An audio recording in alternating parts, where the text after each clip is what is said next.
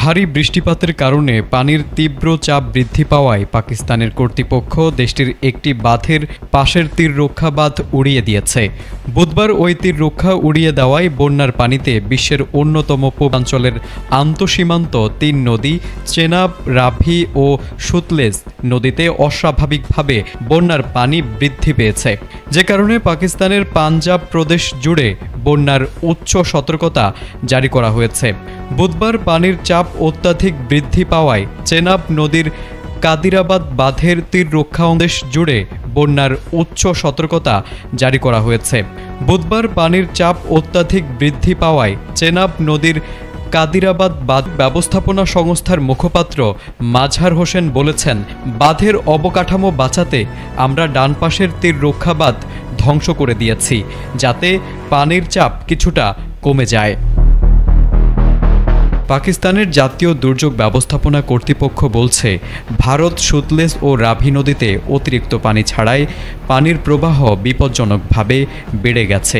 ফলে বাহওয়ালনগর, কাসুর, ওয়াকারা ও বেহারি জেলার বহু এলাকা প্লাবিত হওয়ার ঝুঁকিতে রয়েছে।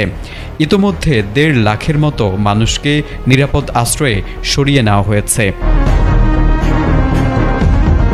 প্রাথমিকভাবে ৪০,০০০-এর বেশি মানুষ নিজেরাই এলাকা ছেড়ে নিরাপদ স্থানে চলে গেছেন। এখন জরুরি সেবা দল ও উদ্ধারকারী বাহিনী বিভিন্ন ঝুঁকিপূর্ণ এলাকায় তৎপর রয়েছে। এই ব্যবস্থাপনা কর্তৃপক্ষ জনগণকে নদী, খাল ও নিচু এলাকা থেকে দূরে থাকতে এবং প্রয়োজন ছাড়া বাইরে বের না হতে নির্দেশ দিয়েছে। গবাদি পশুর জন্য আশ্রয় কেন্দ্রে আলাদা ব্যবস্থা রাখা হয়েছে। নদীগুলোর বর্তমান পরিস্থিতি অনুযায়ী সুতলেজ নদীর কিছু অংশে খুব উচ্চতার বন্যা চলছে। রাভি নদীর পানি এখনও বাড়ছে।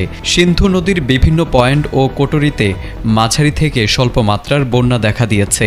চেনাব নদীতে হালকা বন্যা হয়েছে। এদিকে ভারতের পানি ছাড়ার বিষয়ে বিতর্ক তৈরি হয়েছে। ভারত রাভি নদীতে পানি ছাড়ার আগে পাকিস্তানকে দুবার সতর্ক করলেও তা ছিল কূটনৈতিক মাধ্যমে, সিন্ধু পানি চুক্তির আওতায় নয়। এপ্রিল মাসে পাহেলগামে হামলার ঘটনার পর ভারত একতরফাভাবে সিন্ধু পানি চুক্তি স্থগিত করে, যা পাকিস্তান আন্তর্জাতিক আইন লঙ্ঘনের শামিল বলছে। দেশটির দাবি, ভারতের এই পদক্ষেপ আঞ্চলিক শান্তির জন্য হুমকি সৃষ্টি করছে। তারেক আজিজ, এটিএন বাংলা।